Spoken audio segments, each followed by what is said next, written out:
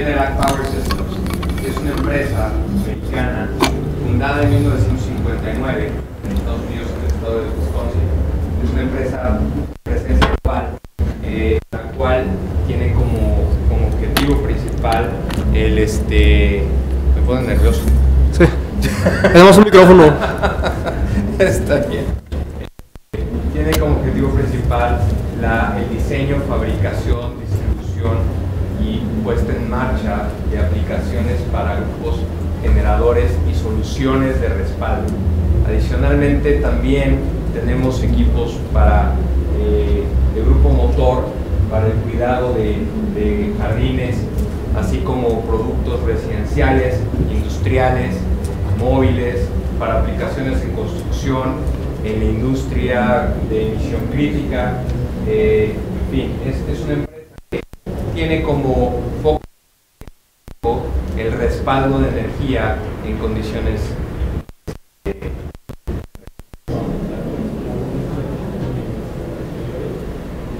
Generac tiene de 1.42 dólares al año, cuyas ventas en un 53% provienen del mercado residencial.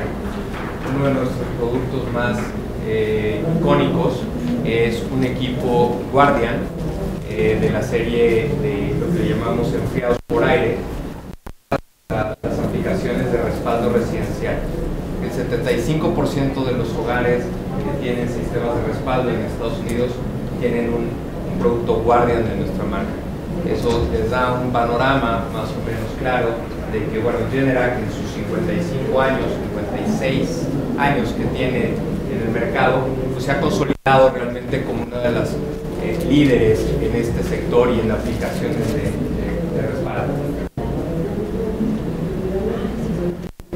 Somos, al menos hasta enero de este año, éramos 4.500 empleados, más lo que se acumula esta semana. En ese sentido, es una empresa que está creciendo a pasos agigantados. En los últimos 2 o 3 años se han tenido casi 10 adquisiciones para poder colocarnos como una empresa genuinamente global. Tenemos instalaciones en Estados Unidos, América Latina, Europa, Asia.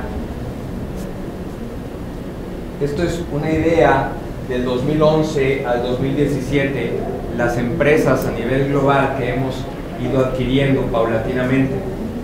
Resaltamos, por ejemplo, la adquisición en el 2012, a finales del 2012, de Automotores, con presencia en la Ciudad de México, como uno de los líderes en el país en generación de potencia para aplicaciones industriales, equipos motogeneradores diésel.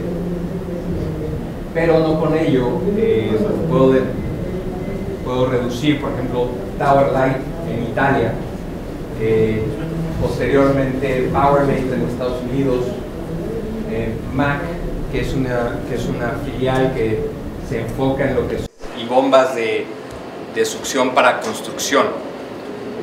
Asimismo, ya el año pasado nos adquirimos Pramac, que es uno de sus enfoques, es el mismo grupo generadores, y recientemente en este año adquirimos Motortech.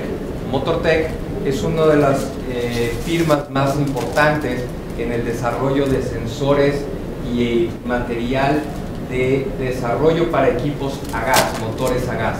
Es un productor de accesorios para todo lo que son fabricantes de motores a gas, lo cual es ahora nuestra bandera hacia el crecimiento y la aceptación de todo lo que tiene que ver con el desarrollo sustentable. La red de gas ha estado creciendo sistemáticamente, no solamente en México, sino en la región de Latinoamérica, y se está robusteciendo esta oferta con la finalidad de mejorar el desempeño climático también. Tú le cambias allá, le cambio acá. Aquí les comparto un poco de cómo estamos ubicados. Generac tiene un modelo de negocio fincado en distribuidores, y a pesar de que nuestros distribuidores están literal en todos los rincones del país, de la región e incluso como les mencionaba, en África, en Medio Oriente, en Europa, Estados Unidos, por supuesto, y Asia.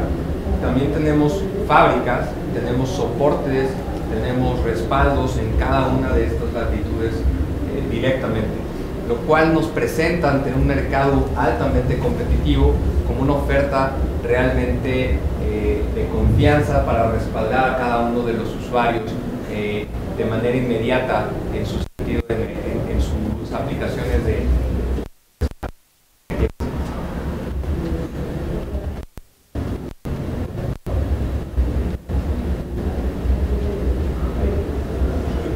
Como ya les mencionaba un poco, 1.44 millones, pero lo que quería resaltar es, somos un grupo también altamente tecnológico y enfocado en la fabricación y en el diseño. Tenemos más de 100 patentes, un equipo de más de 300 ingenieros repartidos otra vez en China, tenemos un centro técnico en Estados Unidos, en México, en donde realmente tenemos un acervo de conocimiento lo suficientemente vasto para respaldar cualquier aplicación.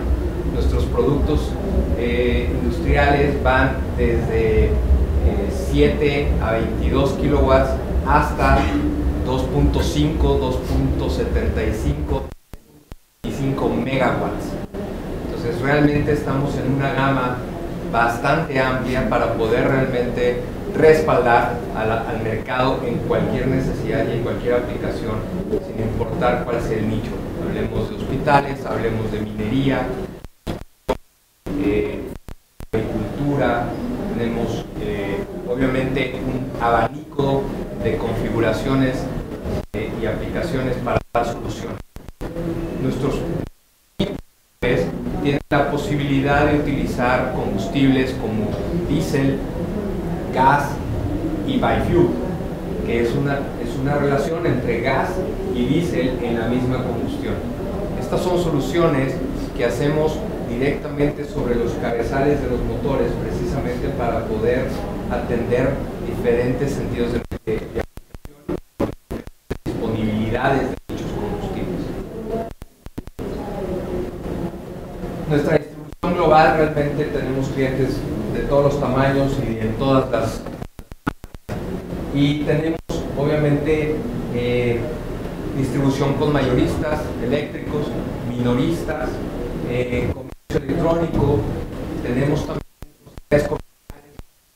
dar las marcas propias, así como cuentas directas a nivel nacional.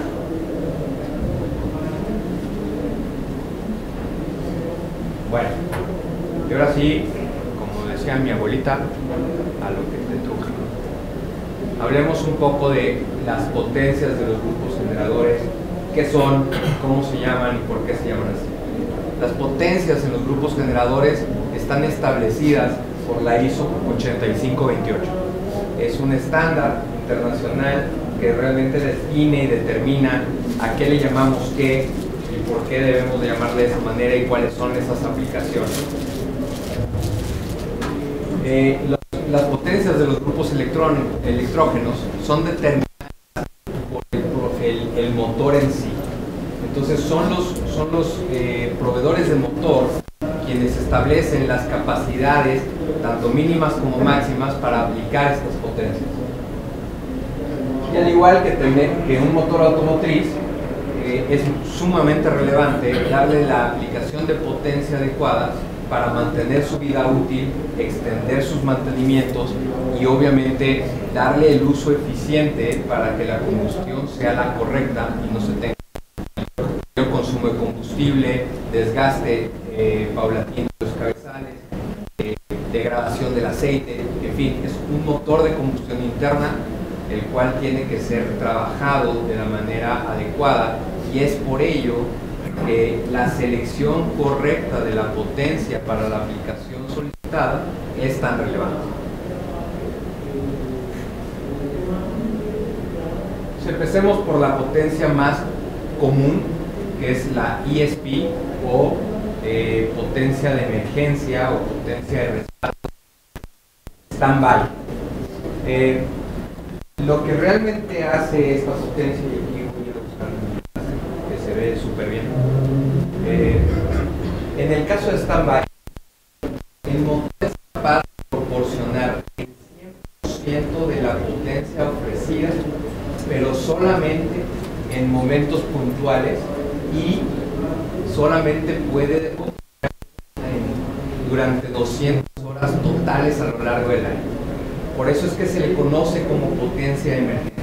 Es un equipo especificado, calibrado, programado de tal manera de que dé el respaldo en el momento de que se demande la potencia. Sin embargo, no es el motor adecuado o la aplicación correcta para las aplicaciones de que se vayan a utilizar por largos tiempos. Para eso se tienen otras configuraciones que ahora voy a mencionar. Bueno, aquí voy a hacer un paréntesis en relación al 30%.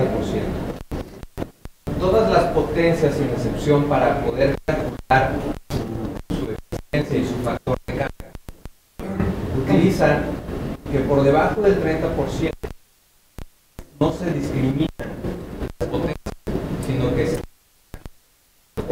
para efectos de su carga. Dicho lo anterior, esto es profundamente importante para lo que es la utilización de las 200 horas. Mucha gente nos dice, bueno, es que tengo muy poquitas cargas conectadas al sistema de respaldo. Bueno, sí, pero por abajo del 60-50% de la carga de diseño del equipo, el equipo es profundamente ineficiente. Estamos quemando demasiado combustible extremadamente pequeña. Estamos usando un Rolls Royce de carrito de súper. Entonces, en realidad, es profundamente relevante tomar en cuenta que en estas aplicaciones por debajo del 30% habrá que redimensionar la aplicación, la solución y hacer productos escalables. Ahora hablaremos un poco de estos escalamientos y cómo los podemos mover. La potencia prime es, curiosamente, la potencia más adecuada para las soluciones recomendadas como llamadas continuas. Pero, como no se llama continuo, es una de las menos conocidas. Entonces, la potencia prime, o PRP,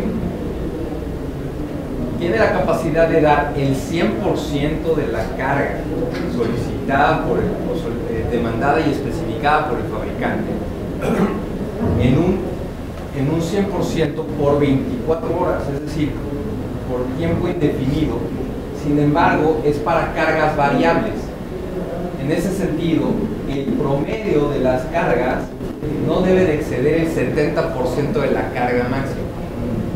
¿Qué quiero decir? En un momento puntual de un incidente, el equipo tiene la capacidad de dar el respaldo al 100%.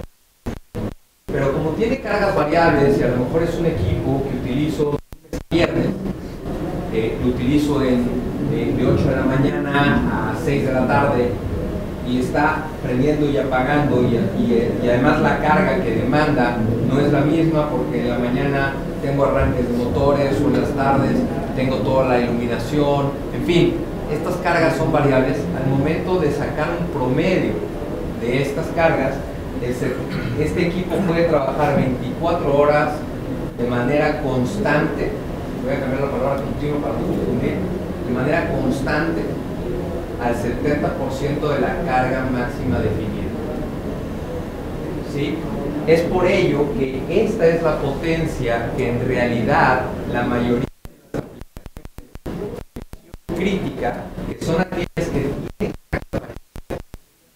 pretenden tener uso continuo, esta es una aplicación o es más bien un motor de potencia eficiente y efectivo para este tipo de aplicaciones. Asimismo existe lo que es la potencia prime limitada. Esta, la única diferencia entre la prime regular, la limitada, la PL, es que esta solamente puede trabajar a su potencia máxima en condiciones variables hasta 500 horas en verano.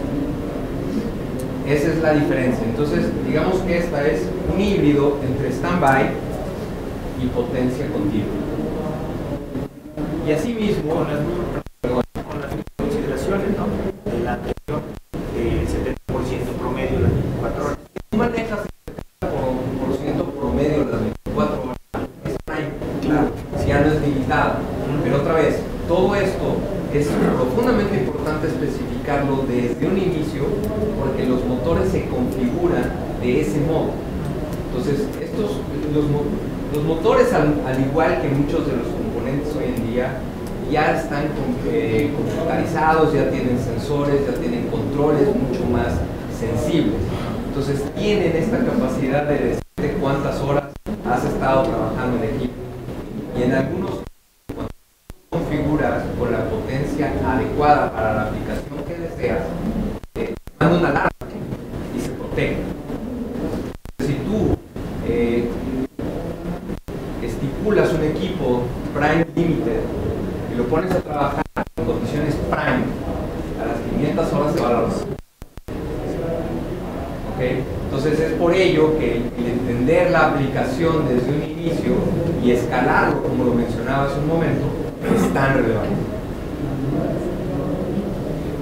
Y obviamente la potencia que falta es la continua. Y como debe de ser, continuo es continuo. 24 horas, 7 días de la semana, 365 días, a la potencia del 100% del valor establecido por el fabricante. Entonces digamos que son esas 4 potencias.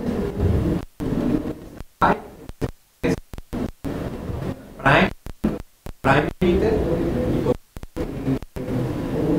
y todas estas potencias e incluso los gráficos que les comparto emanan directamente de la ISO 8528.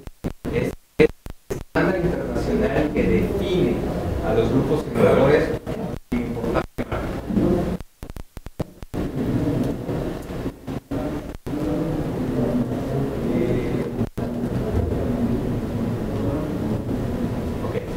La potencia final del equipo es también muy importante definir que en ciertas condiciones de altura y temperatura sufren una despotencialización.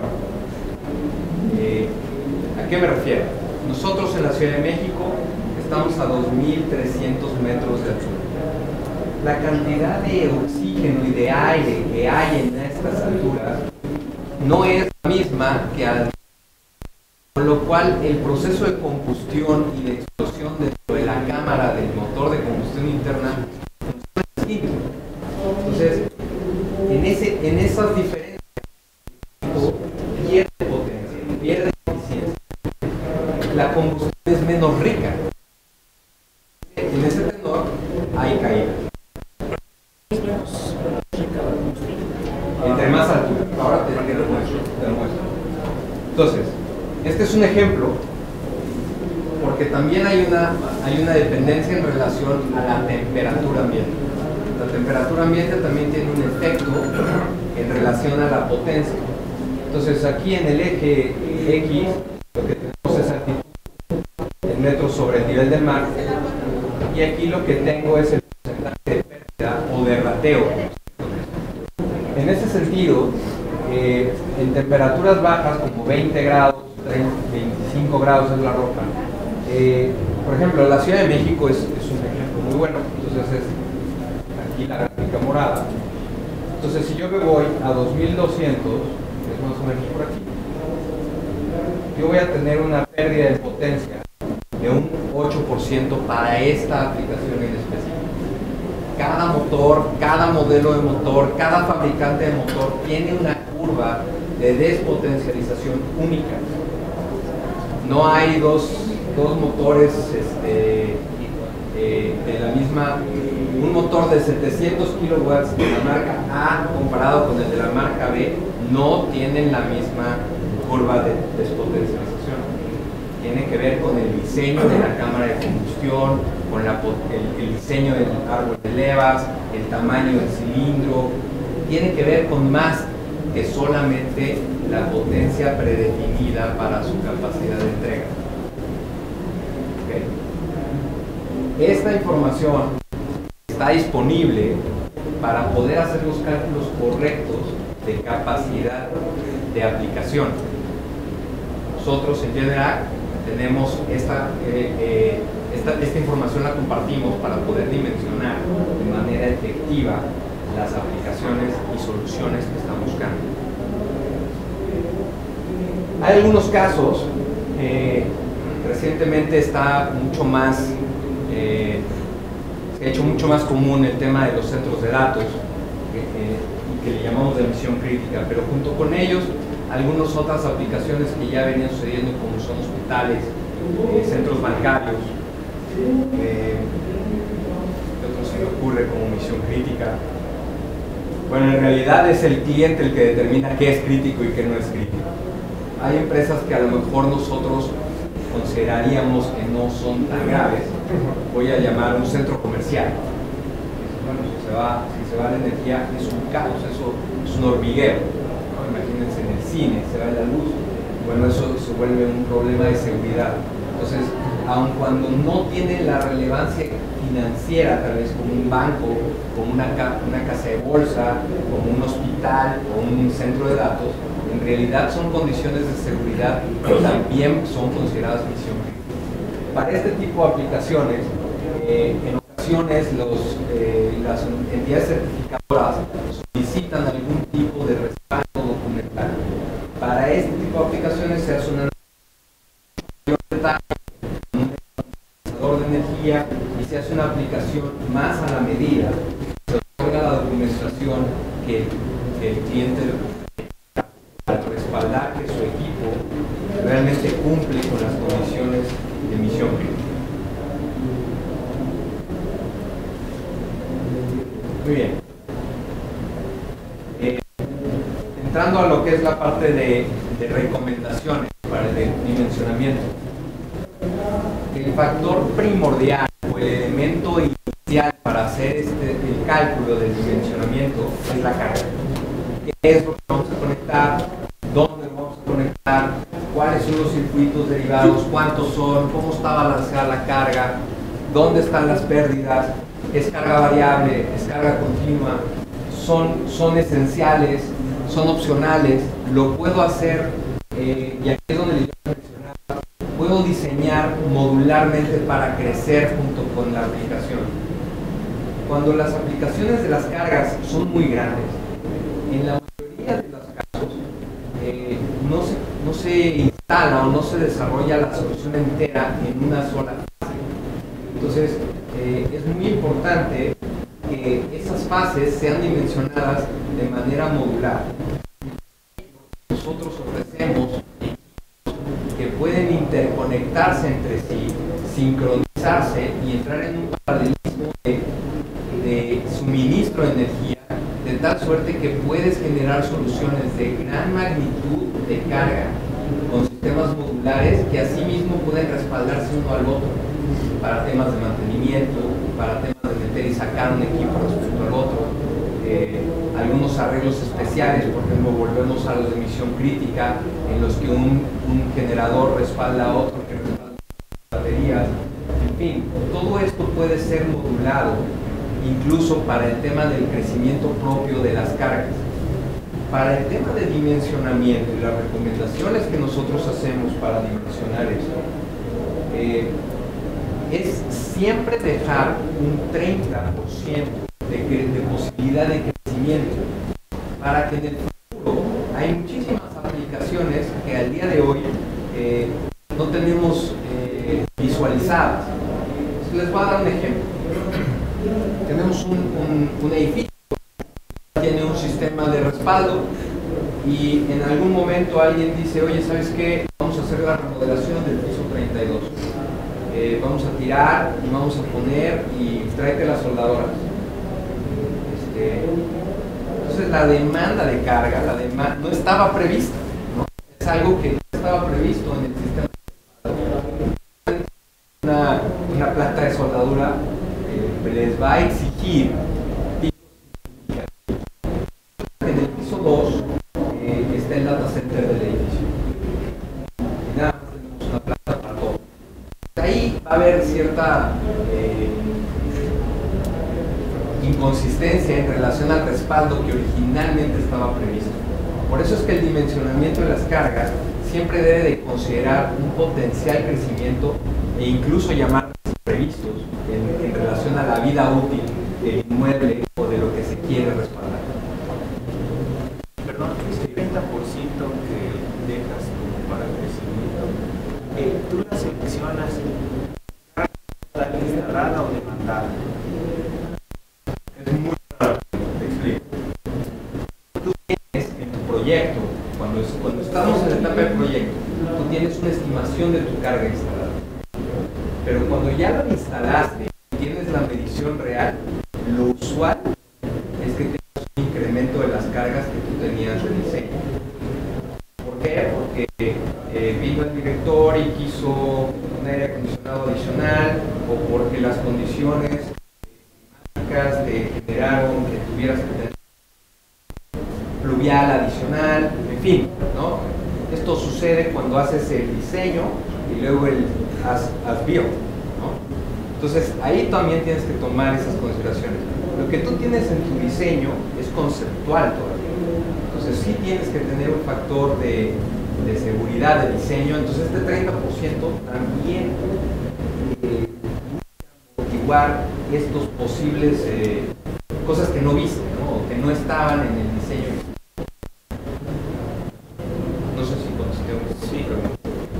Sí, no, ahorita lo vemos más adelante porque creo que el estándar 80 por ahí hay una normita donde dice que tú debes de seleccionar a carga total, pero a veces salen muy elevadas vamos, claro, sí.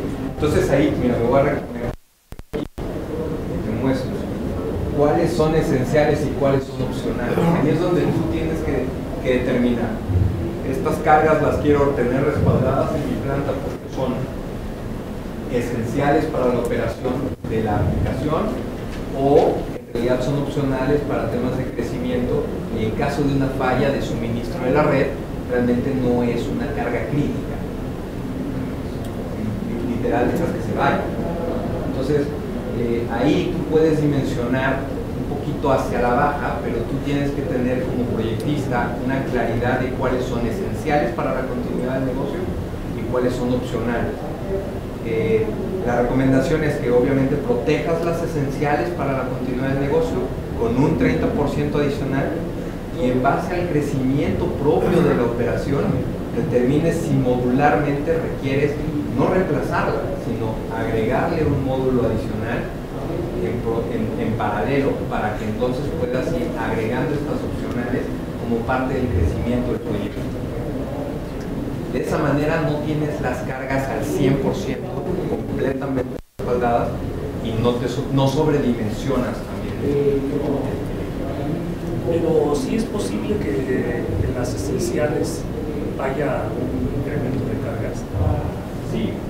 Porque yo más bien pienso que, bueno, puede ser, hay de todo, ¿no? Eso me queda claro, depende mucho del tipo de industria y demás.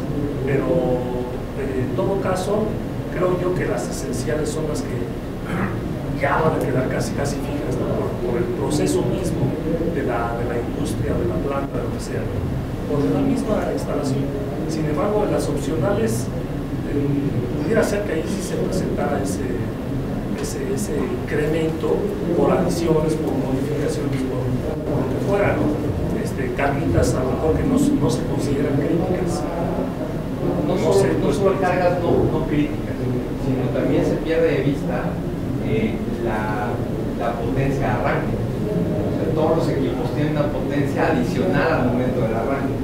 Entonces, si yo me voy al diseño, veo la placa de todas las cargas, la sumo directamente en su potencia nominal, me va a dar una cierta capacidad.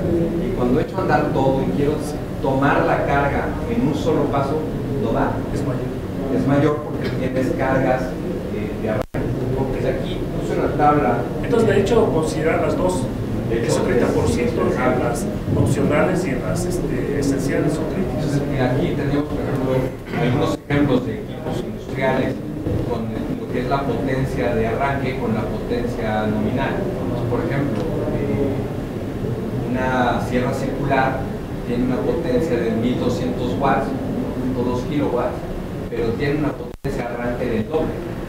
Y eso, en casi todas las potencias, o sea, el doble no es el número mágico, ¿no? Varía, pero es un buen estimado. Es importante tomar en consideración las potencias de arranque, sobre todo en las críticas. Por ejemplo, si estás hablando de un hospital, el sistema de manejadoras de aire que maneja bombas y maneja ventiladores, esos motores tienen que arrancar porque tienen que arrancar todos en un solo paso. Entonces la potencia de arranque te la va a exigir en un instante. Lo primero que te puede pasar es que entre tu sistema de respaldo y al momento de que entra, ¡pum!, se bota. La potencia de arranque no se consideró en el cálculo, y entonces queda baja la capacidad demandada. Y tú dices, pero mis cargas me dan, o sea, si es tiempo nominal, me da perfecto. Pero donde muere es en la carga. Entonces, ahí hay otras soluciones. La lámina anterior, ¿qué no consideras esa parte? ¿O dónde podríamos ya está. Es que son criterios, ¿no? Que se requieren, son recomendaciones para dimensionar. Son recomendaciones. Al final del día he visto soluciones muy creativas que funcionan muy bien, donde realmente todas. Pero estas recomendaciones evidentemente son las que como empresa recomendamos a nuestros instaladores y a los usuarios finales, precisamente para garantizar que el equipo les dé el respaldo que vienen buscando.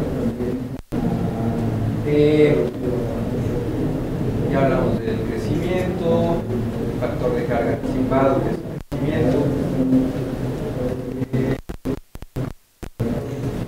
Entonces, bueno, aquí esto. Muchas gracias. Sí, claro. ¿Qué tanto vamos a tener acceso a esta información? ¿Nos llamas? Hacemos Ok. Adicional a las cargas que vemos nominales, hay algunos otros factores en red y en los consumos que también son factores indispensables a considerar. Uno de ellos es el factor de potencia, en donde realmente tenemos que reducir las potencias reactivas, ¿okay?, para buscar no solamente que no nos multe el suministrador por tener un bajo factor de potencia.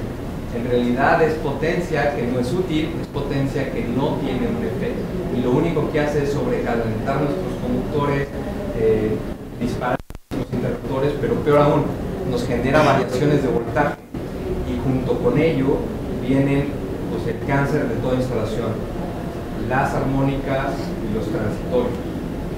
Entonces, cuando todos estos factores se combinan, que al día de hoy además son cada vez más frecuentes en las líneas de transmisión, realmente lo único que le podemos echar la culpa es al usuario en sí, porque todos nuestros variadores de velocidad, los sistemas de cómputo, los sistemas de telecomunicaciones, todos ellos generan transitorios y armónicos por sí mismos, es parte de su operación, y eso se sube a la red o al grid interno, que a su vez va también a la de transmisión. Eso trae como consecuencia que tenemos que tener consideraciones particulares en las variaciones de voltaje, en las variaciones de frecuencia, que otra vez, si tenemos una aplicación crítica, se tiene que dimensionar adecuadamente para solventar esas variaciones de voltaje y que no generen una interrupción del equipo. Cabe mencionar que estas variaciones de 15 y 10% son significativamente menores a lo que la red comercial.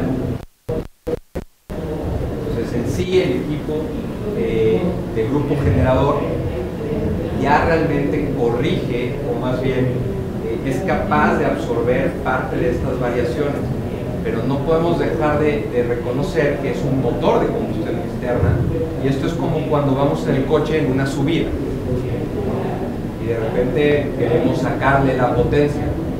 Se sienta, lo primero que hace es sentarse y después despega. Ese sentón en un grupo generador es un dip de frecuencia, es normal, pero ese dip tarda 1 o 2 ciclos, es casi instantáneo. Sin embargo, en equipos de emisión crítica, en equipos de cómputo, en equipos de data centers, en respaldos de un banco, son dips lo suficientemente graves como para que se apague el switch o que se genere otro tipo de problemas.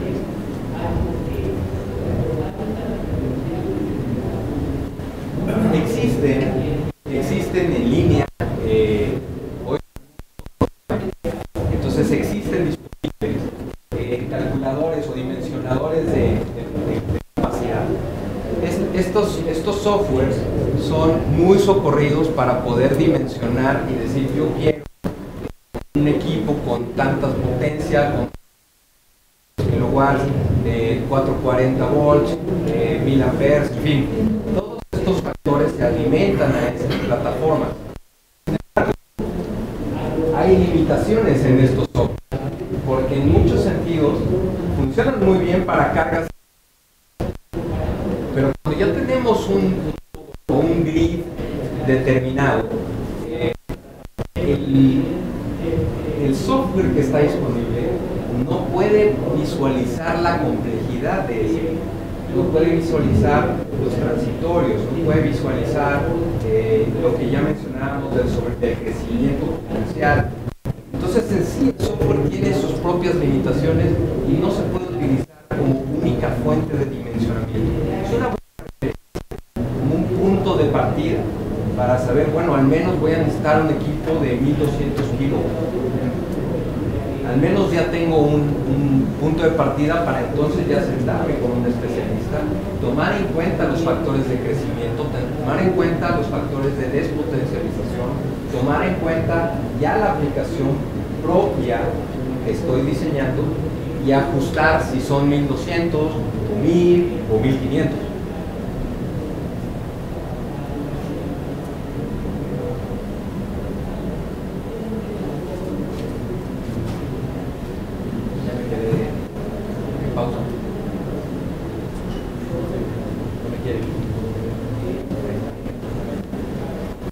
Otra fuente muy relevante de información es el historial de la facturación. Todas las aplicaciones también tienen ciclos.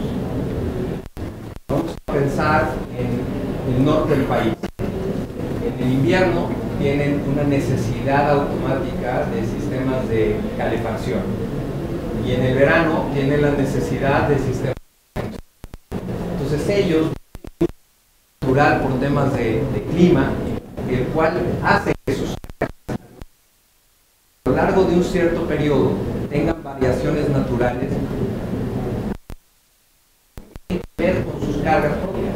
Simplemente son las necesidades de entonces en ese sentido es importante o es profundamente valioso tomar en cuenta estos historiales de facturación, porque así mismo pueden ver los picos que se dan en algunos momentos que pueden ser durante un día. Bueno, la facturación no lo van a poder ver por día.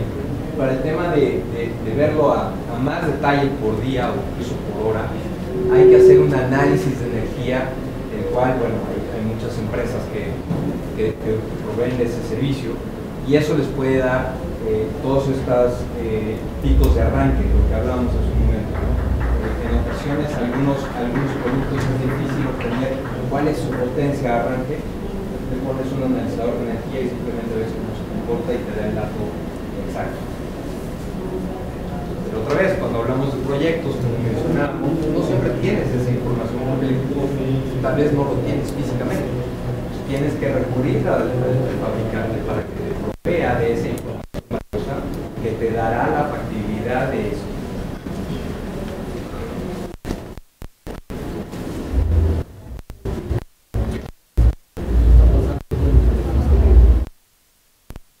Ya hablé del analizador de energías, las armónicas.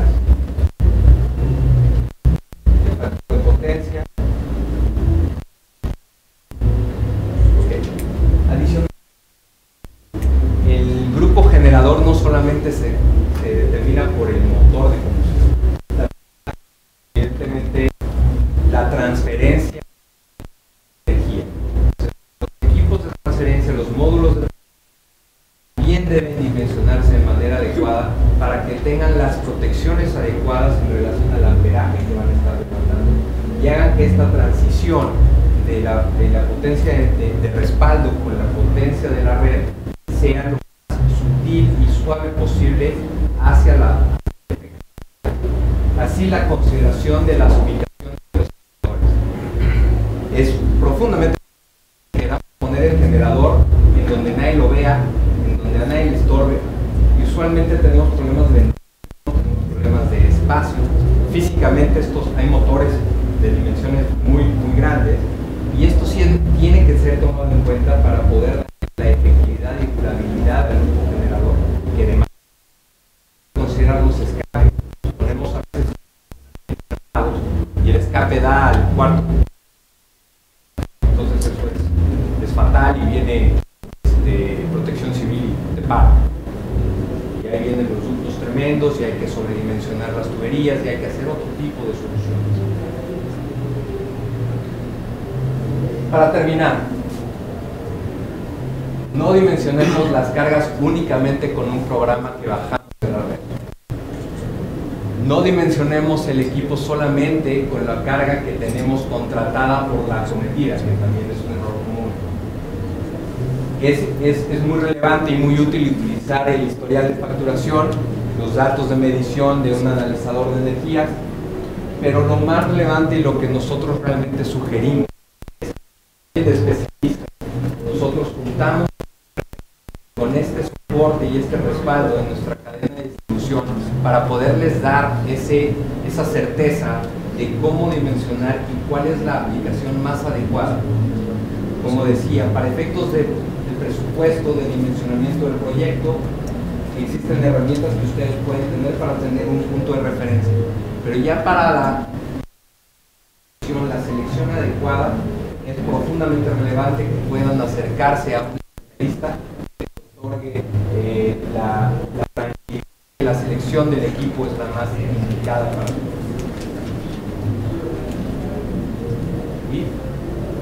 Gracias. Punto. Si hubiera alguna pregunta, estamos claro. Sí. Solamente considerar si, bueno, preguntarte si tienen algún, digamos, método de cálculo, ya lo decías que con los expertos que tienen, ya, por ejemplo, para ver si dentro de la memoria de cálculo consideran los requisitos técnicos que establece la norma 00. Sin duda. Sí. Es muy importante. Sí, nosotros para construir el grupo generador nos remitimos a la ISO 85.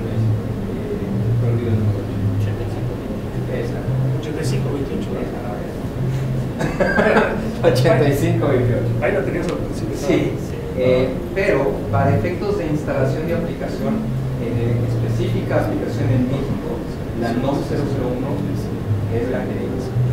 Entonces, por razones obvias, nos apegamos directamente a lo que establece la norma, que adicional a ello es realmente un reflejo directo de la NIEC. La